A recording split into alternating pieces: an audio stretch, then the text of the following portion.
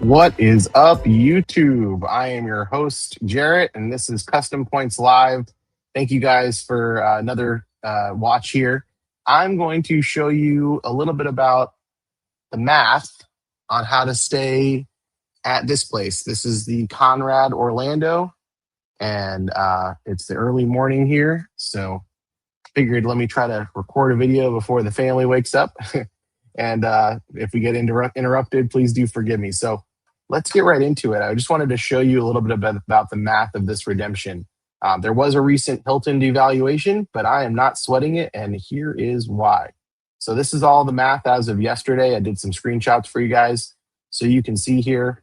So basically, this is what I'm using for a free night reward. This is one night for a free night reward. We are staying here for a total of 6 nights.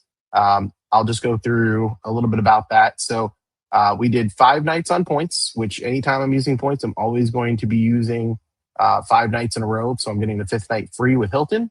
And then I'm using a free night reward for the first night. So it's a total of 6 nights. And then we have friends staying with us as well to celebrate my wife's birthday. And they're going to be coming up and using 2 of my free night rewards. Now, they're all under my account. So the way that you still get access to your food and beverage credit with Hilton, as we're diamond members, but anybody above gold and above would get this, is if you have a player 2, even though your free night rewards are on your account, if they are on your account, once you're at the hotel, you can ask them to move the reservation under another Hilton Honors account. So that's what we did for our friends that are staying with us. They're going to be able to use the food and beverage on their room for those 2 nights just by using my wife's Hilton Honors account. So as you can see here, a lot of people will look at free night rewards and say, well, you know, the average value is like around $400 or whatever. I've heard $600. Listen, the average value of a free night reward is the minimum that you're going to actually use, right? So in our particular case, this is the absolute worst case scenario. That's why I wanted to do this math specifically for this redemption for you guys. My wife is pregnant. We are not going to fly anywhere. We planned on going to Zimi and Anguilla, if I'm pronouncing that properly. And we decided against it because we just didn't want to be so far away from the US, and obviously not being able to be near healthcare and stuff like that. So we decided to go to Conrad Orlando. Now, for us living in Florida, that's a 3-hour drive, not a problem, 2.5 hour, whatever it is. For you, it's going to be different. Everybody's going to be in a different position with what hotels are their absolute worst case scenario hotels. But I wouldn't say this is a bad worst case scenario. I'm very happy with this hotel. And I wanted to show you that even though there is a point devaluation, this math is to show you that the problem is not the points getting devalued. The problem is inflation. We live in a society with US dollars that our dollar is becoming worse and worse value. This same property, when it first opened up, we stayed here when it was like 8 months old. And this same room that we're in right now, which is a one bedroom suite, it cost $1,010 per night. And as you can see, one night now is $1,598. Now, let's go through some more math here. That's one free night reward minimum value for us is basically $1,600. Now, what we're going to be doing for our 5 nights is a total of $7,617. Now, this is, again, the exact nights that we're here. This is this is after the Hilton devaluation, so I'm just showing you guys all the reality. So we're using points for those 5 nights, and it's $7,617 if we were to pay cash. We are not paying cash. This is all for free. Now, my friends that are coming Friday through Sunday. That's 2 nights. We're using 2 free night rewards of ours, and the total for those would be $3,018.30. Now, how many points did we use for those 5 nights? We used 390,000 Hilton points. Now, the reason why that matters is because before, it used to be that you could book this place for 90,000 points per night. Then it started creeping up a little bit, and now it has varying degrees.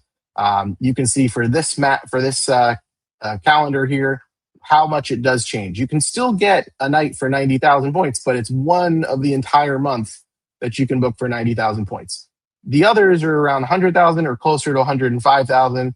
Whenever you see it's a million or something like that, or 500,000, ignore it. That's premium room awards. You don't want to use points, and you can't use points really for those nights. Let's just avoid those entirely. And then anything that's blocked out, it's all sold. You can't use it. So for us, there's plenty of availability. And so we were able to celebrate my wife's birthday here. And so for my friends, it's 105,000 and 105,000. I did the math of, excuse me, it's 100,000 and 105,000. So I did the math for their room at 205,000. I'll show you in a moment here. So let's start adding this up. Now, when you're doing a calculation for a free night reward, you see here that you have 105,000 is my number in points. Now, again, I would never use points for one night in a row, just one night, because you want to get the fifth night free. But just to make the free night rewards apples to apples, when you're talking about what you're actually earning on the card itself, it's easier to just have a figure of what is the minimum value of points. So for us, the minimum that we'll ever use a free night reward for is 105,000 points at this hotel. That's our particular situation. Just so you can do that math for yourselves and what hotel is the nicest near you. That is within Hilton, and this is to tell you what the Surpass card's value can be for you and how I'm calculating this. So this is a worst case scenario redemption for us, and I just wanted to walk you guys through it. So you have 105,000 for that one night that we're using, and that's getting you 1.5 cents per point, above 1.5 cents per point for that one night that we're using a free night reward. Now you have our friends that are using the 2 free night rewards of ours. And for those 2 nights, it's a 1.47 cents per point, right? Not bad at all. This whole thing you hear people say that, oh, you can't get that much value at Hilton, couldn't disagree more. You can buy Hilton points for half a penny each, sure. But when I'm talking about redeeming Hilton points, this is my absolute worst case scenario as far as redeeming them. But I'm not actually redeeming points. I'm only redeeming free night rewards. So you have to really look at the cash of those. Now let's look at the actual points free night reward, the points value. We're getting 1.95 cents per point because we're using 390 points, 390,000, and it's $7,600 in cash value for those 5 nights. So the points are actually 1.95. So that's almost 75% off if we're talking about buying the points at a half a penny each, which again, I'm not buying points, but I just want you to understand when I do the math and I tell you the Surpass card gets me 5% back, what I'm telling you is it's 5% because I'm considering that I'm getting 10 points per dollar, right? But I'm not getting 10 points per dollar. You'll see here in a little bit.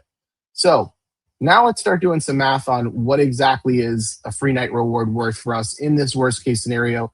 We're using 3 free night rewards. Again, we planned on using those 3 free nights at Anguilla just to be able to try out a new property that looked like a pretty decent hotel. We wanted to check it out. We were going to use the 3 nights over there, but instead we decided, with my wife being pregnant, let's stay home. Let's stay near U.S. healthcare, which obviously isn't great, but we don't know what it'd be like on the island. So you take the total of those 2 free nights, and as far as the cash, which would be the 3,000, and you add the 1,500 from ours. That's $4,616. Divide that by 3, and you have $1,538.98. So that is the value, the minimum value as far as what we're getting for a free night reward. We will stay in other properties that are worth more, but I just wanted to show you guys that this is my worst case scenario for a free night reward and why the value is so high of Hilton. Now, if you take that 19.5 cents per point that I'm getting with the points themselves, and you're actually looking at what is the worst case scenario on the Hilton Surpass card. The Hilton Surpass card gets 3x for non-category spend. It gets you 4x if you're using it on online purchases, which includes things like Amazon. And it gets you 6x points when it comes to dining, grocery, and gas. So that's double the 3x, right?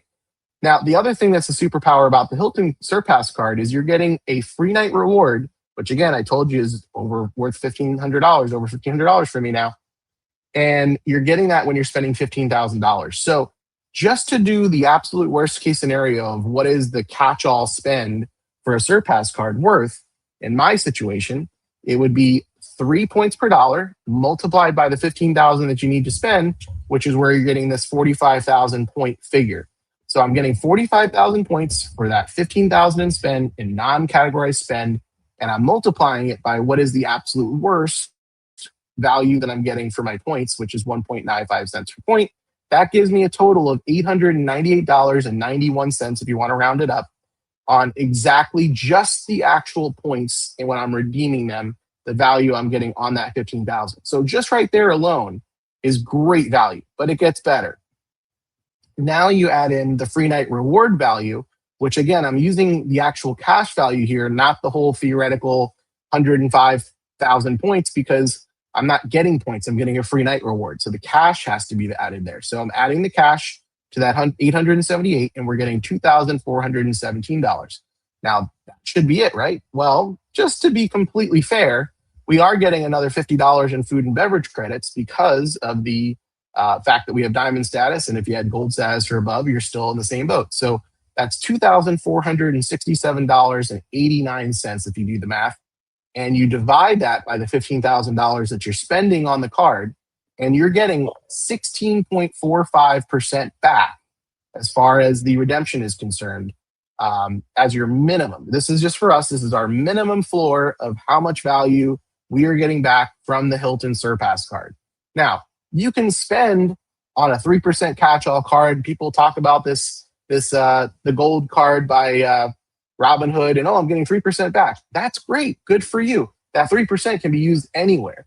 So I am pigeonholed to using that 16.45% back at Hilton. But again, looking at the property that I'm staying at, not too bad. I'm able to take my family on vacation. It's great. I don't need that 3% to be in cash. I'd rather have 16.45% back in a property like this to be able to take my family on vacation. And I'll take other cash and I'll invest that cash, right? This is what I want to be getting, is the value. I want to be able to leverage my spend and get me the most value I possibly can. So I just wanted to walk you guys through what's possible as far as redemptions are concerned. And the other thing to consider with these redemptions is that's for catch-all for a Surpass card. There's still two cards that I'm using that I prefer to spend on above that card, and that is the Built Palladium card, and that is the Alaska Atmos Summit card. Now, let's talk about the math on those so you guys understand why would I want to be using those cards when I just showed you that I can get 16% back on a Surpass card and stay at these kinds of properties. Well, I don't only want to go to the Conrad Orlando. I want to fly to other places, and those places require points to get me there. So let's do a little bit of math on that Built card. The Built Palladium card gets you 3x, right, when you're using the point accelerator. The easiest way to put that is that for up to 25,000 in spend on that card, you can get 3x. I'm just going to simplify this for anybody that doesn't understand Built. There is more nuance to this, and there's other videos on my channel that you can watch and you can learn about this, but the bottom line is you're getting 3x on that 25,000 in spend. I want to be platinum status, and to get platinum status with Built, you have to spend 50,000 on your card. So I have to spend another 25,000 on top of the 25 I just said, getting 3x. Of that 25,000 that's remaining, I'm going to spend that is required for me to get another 1 point per dollar on my mortgage. The math works out to being basically 3.33x for that spend. Now, for me, that spend is relatively low on my mortgage, but it's still there. Then any other remaining spend of that remaining 25,000, I'm getting 2x on, right? So if you're following me, I know it's a little bit confusing. For me, my math, the average works out to 2.6x. So on that Built Palladium card, when I'm spending 50,000 points, $50,000, I'm getting an average of 2.6x points on that card. I'm also getting a bunch of funny money in Built Cash, and I'm going to use that Built Cash for things like transfer partner bonuses, which I did. I'm going to use it for the $10 per month for Walgreens. I'm going to use it for Lyft rides every now and then. And maybe, like, we're staying in Orlando right now, I know there's a restaurant called Jaleo that you can use for mobile dining. Am I going to go there? I'm not going out of my way to spend $25 at Jaleo and Built Cash. So I'm just saying, am I really going to spend it? Maybe not. But the reality is you are getting some value from Built Cash, so you got to factor that in. The other thing that's important is, why is platinum status so important? Why am I spending $50,000 on the Built Palladium card when I could have just spent it on the Surpass and get 16% back. The reason is because they have transfer partner bonuses that happen every now and then. And one that just recently happened was with JAL. Now, I had 160,000 built points that I wanted to use with JAL. I have currently gold status with built. I spent $135 in built cash, which was the requirement to get an extra boost. And I got another 40,000 points in JAL by doing that because it was 25%. So the total that I ended up getting was 320,000 JAL points for my 160,000 built points. Now, if you're doing the math on that, that's double, right? So that 2.6 that I said I'm earning on the 50,000, I'm really earning 5.4, right? Is that right? 5.2, sorry. 5.2x on the built card because I'm only going to redeem built points when there is a transfer bonus that is double at minimum, right? In my case, again, I'm going for platinum. So again, in that particular scenario, I've now turned the 2.6x card in 50,000 into a 5.2x card in my situation and with my math. Now, that 5.2x is not considering, again, all of the built cash that I'm also getting in value, so I can do the math on that. But let's just completely separate built cash for a little bit here and just talk about that 5.2. I can get 3 cents per point when I use those points with JAL. They have a business class that's 105,000 points. It seems to be an average, and that's with a lot of availability. Like I can take my wife, my son, and myself, all three of us, and there's plenty of availability for me to choose from with JAL.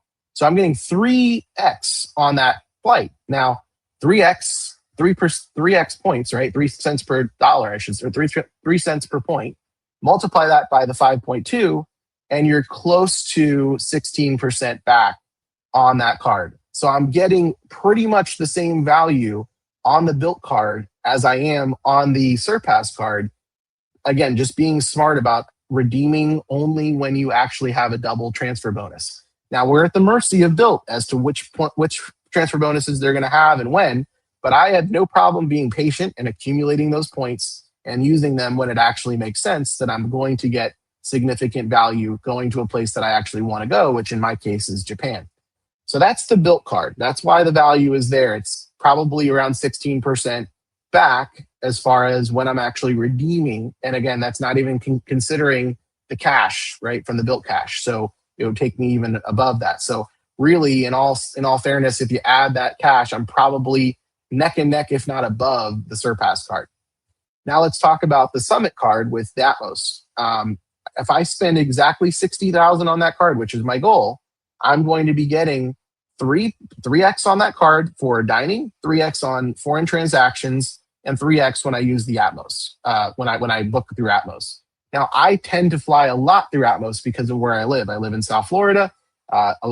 American Airlines is almost always going to be the least expensive way to use to fly with points. And you can, I've done another video on that. You can watch that. The points add up for Atmos to be around that same amount. Let's say 3%, 3 cents per point back when I'm redeeming with the Summit card. Now, why does the Summit card matter? Is it's not just 3x. I'm not just getting 3 points per dollar. I'm getting another 10% boost because if you have a Bank of America card, you're getting 10%. So that's 3.3x. I'm also able to earn a lot back because every single time I book a flight with Atmos, I'm getting $12.50 back per seat, per way. So it's $25 per person per way. And that adds up. Obviously, it's not exactly easy to quantify here, but I mean, hundreds of dollars I've saved so far just with that alone. Now you add in that 3.3x and you add in all that. The other factor with the Summit card is that if you spend 60,000 in a year, you're getting 100,000 point companion pass. The way that works and that functions, especially if you have a family like me, is it doesn't have to be me and my wife on that one reservation, because if I did myself, my wife, and my son, which again, we have a second child on the way, but if I just did the three of us, it won't show up that the companion pass is available, which sucks. You're also getting, by the way, a 25,000 point companion pass on an annual basis with that card. But the way these companion passes work is it has to be 2 people on the reservation. So what I do is I use my wife and I use my son. And so the 2 of them together on one reservation in business class, for example, it can be round trip. So I have to spend basically, I have to go somewhere that's at least 50,000 points to get all of the value back. I could go somewhere that's 45,000 points and I would miss out on round trip 45,000, and I'd miss out on 10,000 of that 100,000 companion pass. But I'm just saying, if I wanted to use the exact value and get the full value out of it, I just have to fly somewhere that's at least 50,000 points. Well, with business class, not too hard. The constraint for us is I want to fly somewhere that's a direct flight if at all possible and stuff like that. So the end math, if you add that 100,000 of companion points to the points that you would earn from getting the 3.3x in any of those categories, it all adds up to being around 4.96 cents per point, or 4.96x per dollar of that 60,000 in spend. Now, again, that 4.96 doesn't factor in the cash that I'm getting with, the 1250 per person per way back. And it also doesn't factor in the 25,000 point companion pass that comes with the card annually. I'm just trying to tell you the value of these cards. So once I spend the 60,000 and I'm getting 4.96 back, I'm probably going to be able to redeem that for around 3 cents per point with Atmos as well. So there's a pattern here. That card is also getting me something like 15, 16% back at minimum. I'm oftentimes getting 4 cents per point back with Atmos, especially when you're flying business class. And that's for, again, 60,000 in spend on that card. So that's assuming that you have that spend. Now, I have a lot of foreign transactions with my business, and that works out well for me.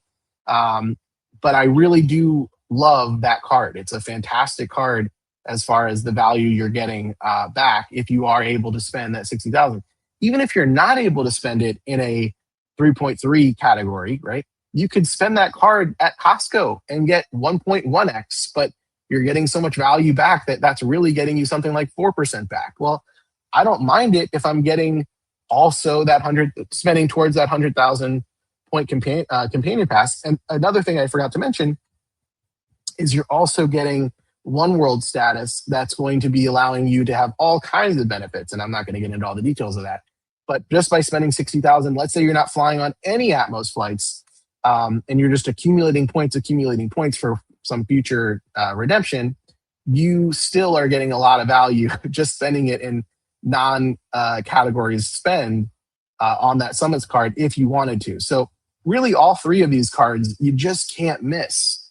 The Surpass card, the Built Palladium card, and this card are all just fantastic cards. Now, are there other cards that are still great? Absolutely. This is not a one-size-fits-all game, and everybody can find what card works for them in their situation. I just happen to live in a place that Atmos points are really valuable. I happen to live in a place that, this is the worst case scenario redemption for us as far as no flights at all. All we're doing is driving, and we're staying in a place that we really like. So I just wanted you guys to have an understanding of how this math can really work. And it's incredible to be able to get 16% back on your spend. I mean, for anybody who's trying to kind of have these really high value redemptions, it just puts you in a position where you're never having to really save for travel, right? If you start getting into this hobby and you want to learn about all this stuff, it's a lot to learn. It's a lot to kind of dive in. I have the ability for you to book a time with me directly. There's a link in the description below. I'm happy to point you in the right direction. I will spend an hour with you going through all of the details of what works for me, why I think it works for me, but I'll more importantly talk about you and your individual situation. All I can talk about really on this channel is going to be what works for me. I really don't like to talk about things in generalities like that. The Summit card is great for you. It might not be. If you don't live in a place where American flights are ubiquitous, it's probably not a good move. And there probably are other cards that may be better for you. So everybody really needs to be doing their own math and figure out their own situation. And I'm more than happy to sit down with you and discuss all these kinds of details. So if you're new in the credit card game, I have a video, credit card points, I think it's called 101. Watch that one. That's going to talk about all the different variables about why it matters to, look at your own individual situation. But I'm trying to be fair with you guys for you guys to understand that everybody requires a bit of a different touch and different math. And so I'm only going to be able to share with you guys the math that works for me. And there's also a lot of things that are that don't belong in a public forum that kind of tells you how I can take this math that I just explained to you to an extreme, right? Like you can scale what I'm talking to you guys about with Hilton. You can scale it beyond just a few free night rewards. There's a lot of value here. So really appreciate you guys liking, commenting, subscribing. I really appreciate the comment. Someone said that they liked this kind of unscripted talking about things off the top of my head. So if you like that kind of content, if you wouldn't mind just letting me know in the comments below, I really appreciate it because it tells me what kind of content you guys want to be watching and how you guys want to be interacting with me. So that's why I do these lives, because it's super easy for me to just talk to you guys about how I feel about this stuff right when I'm in the moment of thinking about it. And you guys can feel free to let me know if this is super boring and you're not interested and you'd rather have edited videos. But I feel like there's plenty of people on YouTube that are giving you that. I wanted to give you guys the unscripted, just dialogue about what does and does not make sense for me mathematically and how I got to places like this. But to wake up in the morning and you're staying at a place like this is what I'm looking at while I'm talking to you guys. It's gorgeous. This is a man-made 8-acre lagoon that's all chlorinated. It looks like there's sand there because there is, but it's not really like a beach. As soon as you get off of like the sandy area there, you can see there's basically concrete, but it's smooth. I don't know how they do it, but it's like a really smooth surface that you're kind of walking in. You're not dealing with any salt water. You're not dealing with any fish or anything like that. And, it's just a gorgeous place. Like you don't feel like you're in Orlando. I don't know if you can see on the horizon there, there's the Epcot ball. Right from our hotel room, we can see the Disney fireworks at, I think it's 9 p.m. Every night. So, I mean, I don't know, man. We're staying in a 1-bedroom suite. We're able to get, for $1,500. And one last thing I want to talk about is inflation. Inflation's through the roof, guys. This whole thing about point devaluations, like you can't blame the hotels for devaluing their points because guess what? The dollar is getting debased, right? And the more dollars that they print, the less, the more things are going to cost, right? So as long as the point devaluations are chasing inflation at a slower pace than inflation is going up, you got to consider the fact that it's really not about a point devaluation. It's more about a dollar devaluation. Like this place we're staying in right now, I don't know if I mentioned, used to cost $1,010 per night. Now it's over $1,500. That was less than 2 years ago.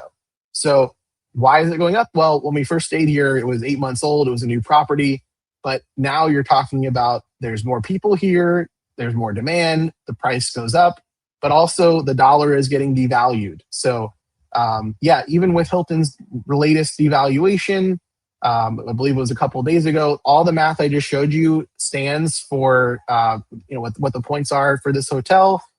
That's all after the devaluation, that what I'm showing you guys. So I'm not that mad about the devaluation. And somehow, if you do the math, that 16% was lower before. It was like 12%, I believe, or 11% initially. And that is continued to creep up. Why is my cash redemption value, is my cash back value of the Surpass card increasing, even though there's all these Hilton point devaluations that are horrible? I'm not getting more points per dollar on that card. It's because the value of the properties are continuing to go up based on inflation. So keep in mind that your dollars are still stretching farther, even though Hilton points are being devalued, just because of the fact that the points are chasing inflation at a lower rate, is what I'm seeing.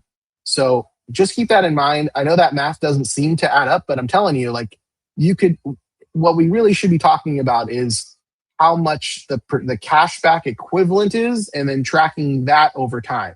And if you're seeing that percentage go down, like it probably will with the with the Hyatt credit cards, that's a bad thing. Sure, that's a devaluation. But if you're seeing over time that Hilton cards are still getting you the same amount of points per dollar, but you're getting a lot more value back still, it's because of the fact that the dollar is getting debased. So keep that in mind, guys. Really appreciate your time. Thanks for watching. Please don't forget to like, comment, and subscribe. And if you want more content like this, hopefully just let me know in the comments what you'd like to know and what you'd like to see, and I'll do my best to share it with you. Really appreciate you all staying, and I hope you have a great rest of your day.